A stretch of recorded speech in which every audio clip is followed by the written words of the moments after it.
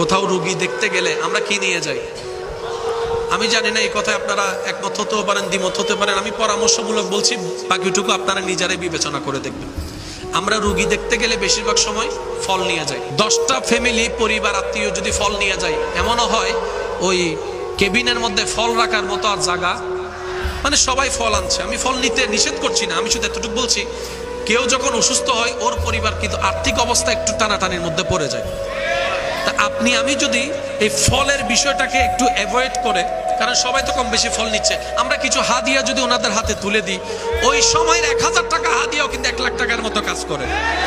এটা আমি আপনাদের ছোট ভাই হিসেবে আমার একটা পরামর্শ, আপনারা ভেবে দেখবেন। কোনো রোগী দেখতে গেলে কিছু হাদিয়া হাতের মধ্যে দিয়ে আসার চেষ্টা করবেন। হ্যাঁ, মাইন্ড করলে এটা ভিন্ন কথা, এটা আপনি বুঝবেন, কিন্তু আপনি অবস্থা বুঝে কিছু টাকা হাদিয়া ওনার হাতে দিয়ে আসার চেষ্টা করবেন। কারণ বিভিন্ন অনুষঙ্গ